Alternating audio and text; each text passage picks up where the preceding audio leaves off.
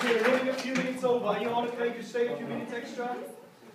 No one's going to go home and wait for a call from mummy or something? No? Good, okay.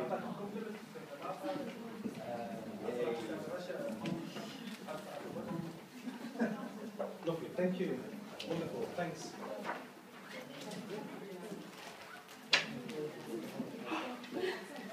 Magic, thank you. Look at this. Student card. Student card. Student card. Yeah. Thank you. Okay, floor is yours. Hi, we are very happy to be the last one to deliver our presentation. Our presentation is a strategic analysis of John Lewis based on cultural web theory. And our presentation are divided into 4 parts: introduction, analysis to strategies, and recommendation and critical review. Let's move to introduction. John Lewis, as everyone knows, is one of the UK's leading retailers and the largest employee in the companies in the UK. And why we choose cultural web theory to analysis John Lewis' strategy? Because John Lewis has a long history, and as a large organization, cultural issues may have huge impact on organizations' work environment and staff performance as well. According to our research, it is easy to identify difference and gaps between the elements of cultural web theory and the strategy of John Lewis by using the theory. Here is the structure of our analysis. 2 strategies, partnership and then known also, were divided into fit and unfit parts. Now I will introduce how partnership strategy fits the organizational structure. As we all know, John Lewis has a very innovative ownership structure. How they develop their strategy to fit their structure. There are mainly 3 parts. The first one is they provide their employees a final salary pension scheme. The second one is that they invest lots of money into their employee perks. They also establish a staff council to allow their staff to have a say. Here is the organizational structure of John Lewis. From the top, chairman Charlie Mayfield, to their bottom, shelf sellers, they receive the same percentage payout. Now we will focus on some data. For example, a Strathfield branch of John Lewis, all of their 76,500 permanent staff, ultimately own 28 department stores, 272 waitress supermarkets, which brings an annual sales of more than £8 billion. As I mentioned before, all of their staff receive same percentage payout. Last year, they received 70%, which is the equivalent of about 9 weeks' pay. The employee-owned partnership model has some real advantages. For example, it is being called an experiment industrial democracy, which will maximize the happiness of its staff. Well, in this section, I will introduce the unfit part of the partnership strategy. 2 points will be mentioned. Firstly, the power structures. On the one hand, partnership in John Lewis means that everybody is a shareholder, and they are entitled to their saying. Decisions within the business are often slow if enough shareholders got together to oppose the managing body of the company. Then the business is left without any clear leader. On the other hand, it also leaves the company open to possible takeover bid, as if enough shareholders agree to sell their shares, then the company's current controlling shareholder will possibly lose their power and become minority shareholders. As for the control systems, the key weakness of it is harder for John Lewis to raise funds to develop and expand their business. If enough shareholders agree to sell their shares, then the company's other business, such as Tesco, have raised the money from the stock market and expand their business considerably over the last 20 years. And the partnership model, although successful, has not been copied by other companies because it will reduce their capacity to raise funds for expansion. Well, the charts shows that John Lewis still has an obvious gap towards M&S and Sainsbury's. To some extent, it limits the development of John Lewis. move on to the second strategy, which is never lonely and the soul strategy. This is the structure. Since there is no uniform criteria to explain stories in the list, so I will answer two representative questions to explain it.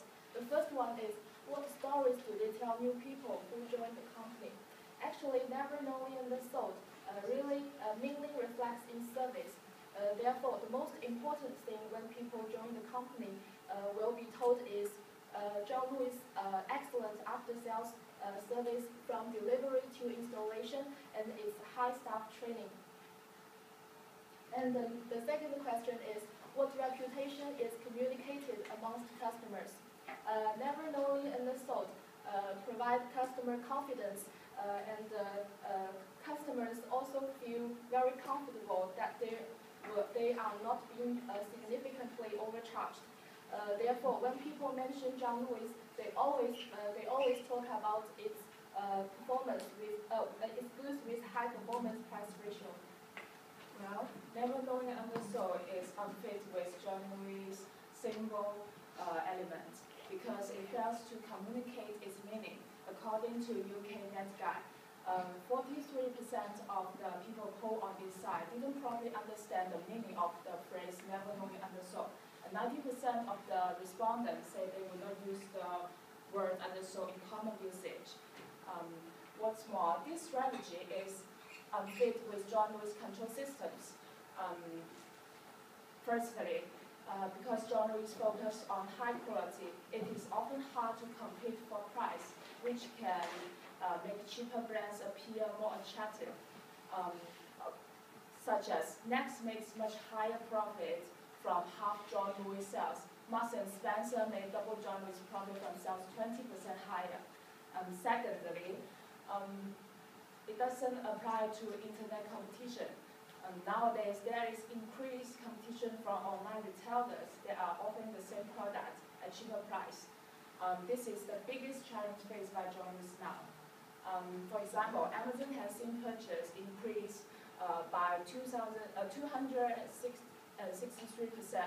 over the Christmas period in 2012, while John Lewis online sales were only up 44% on the same period.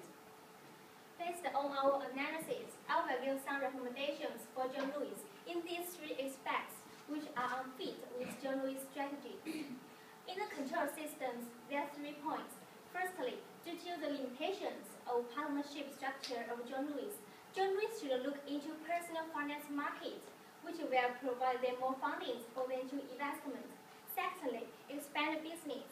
Currently, John Lewis only have 28 partner stores, which less money than MS. Therefore, there's bigger room for them to expand market in other sides of UK, even worldwide. Thirdly, strengthen John Lewis' own brand, because their own brand have well reputation in furniture market. So if they develop their own brand in the different sections of products, they will gain more high profits as well as decrease price competition. As for the power structures, John Lewis should increase the shares of bigger shareholders. In this way, the leadership of top management can be strengthened, as well as their decisions. What's more, the big shareholders can keep their positions within the company. The last point is about the symbols. This is a contrast between John Lewis and MS about their slogans. As we can see that John Lewis' slogan, never knowing undersold, is very difficult for us to understand in the first sight. However, the MS slogan, quality worth every penny, is very clear for us. Therefore, John Lewis should make their slogans more understandable to avoid some unnecessary misunderstanding for customers. Finally, let's turn to the final part, critical review. First of all, I will talk about the limitations of the theory. Since we can find a lot of diverse explanations of this theory, so we think there are a lot of missing definitions in it. And secondly, we think this theory is unsuited to meet some new organizations with less corporate culture.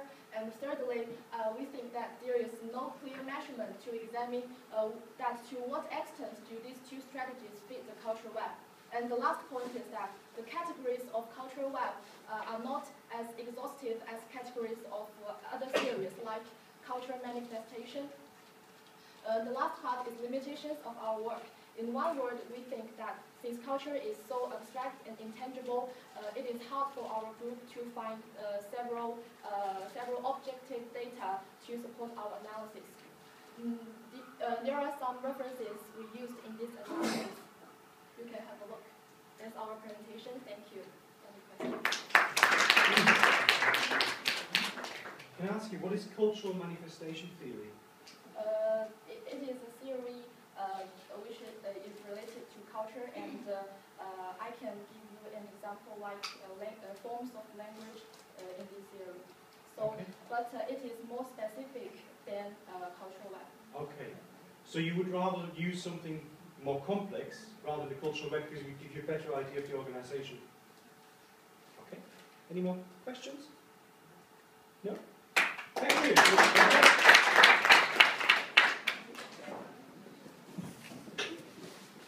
Has everyone presented? Yeah. Missed no one out? But I still got